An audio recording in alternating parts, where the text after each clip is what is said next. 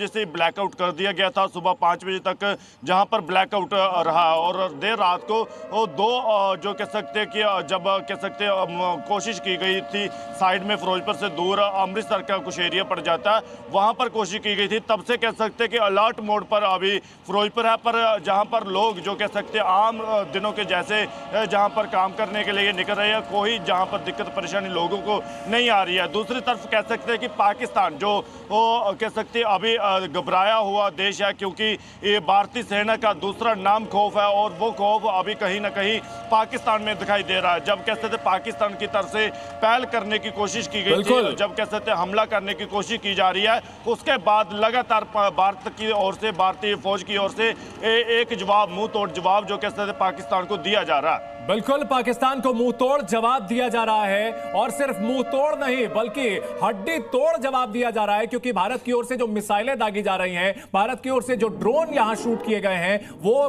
पूरी तरह से पाकिस्तान के हर उस एस्टैब्लिशमेंट तक पहुंच गए हैं जहां पर उनके नेता, उनके आर्मी के लोग छिपे हुए हो सकते हैं। और इन सब के बीच पाकिस्तान की कायराना हरकत का सिलसिला लगातार जारी है। एक और आतंकियों की घुसपैठ कराने की कोशिश की जा रही है। सोचिए, एक और युद्ध चल रहा है और ऐसे में आतंकियों की घुसपैठ, यानी कि भारत में कहीं ना कहीं जो दहशतगर्दी है उसको और बढ़ाने की कोशिश की जा रही है। आतंकी ठिकानों को चौकियों में बदला गया है। दोनों भाई भाई हैं, पाकिस्तान की सेना और आतंकी भाई हैं, क्योंकि जी न्यूज ने आपको दिखाया था आतंकी मारे जाते हैं। आतंकी जब उनको वहां पर श्रद्धांजलि देनी होती है तो पाकिस्तान की सेना के जवान, पाकिस्तान की सेना के अधिकारी हाथ बांध कर खड़े होते हैं। पाकिस्तान के जो अंतरराष्ट्रीय आतंकी हैं वो यहां नमाज़े जनाजा पढ़ाते हैं, और पाकिस्तान की सेना के अफसर उनके पीछे खड़े होते हैं। और यहां भी आतंकियों को फिर से आगे कर रहा है पाकिस्तान। आतंकी चौकियों को, अपने आतंकी ठिकानोों को अपनी चौकियों में बदला है।